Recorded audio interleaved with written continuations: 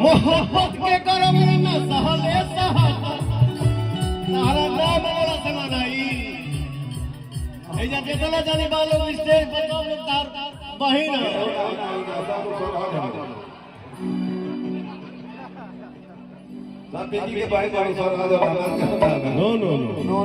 और मुझे ऐसे भाई पे कितना गर्व होता है। ये भाई अपने बहनों से इतना प्यार करता है, इतना प्यार करता है कि अपने बहनों को स्टेज तक ला दिया। हमारा अपोजिट जब ये खड़ी है तो ये हमारी हीरोइन है। जितना देर काम कर रहा हूँ ना उतना देर के लिए पवन सिंह को छोड़ के दूसरा कोई जन्म नहीं लिया है कि इंटर कर जाए। ठीक है तो ताजीजे भाई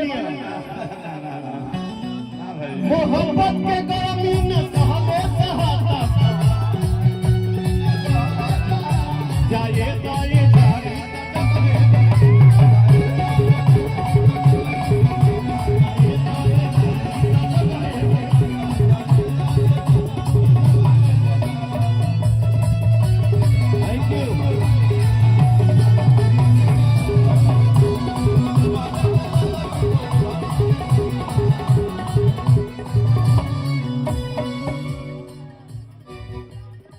हमारे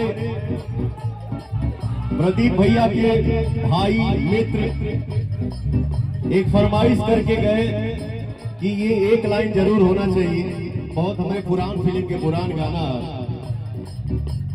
अरे कि लूटाए राजा लूटाए राजा बाबू जरूरत से ज्यादा नहीं लुटाना।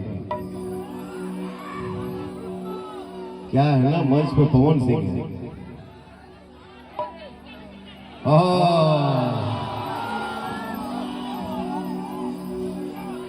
कितनी खुशी मिलती है, कितना अरे कितना केहू का करीबी हे रात में पवनवा कलुआ अनुपमावा आस्थावा सोनावा विकासवा जियावा रियावा तनेवा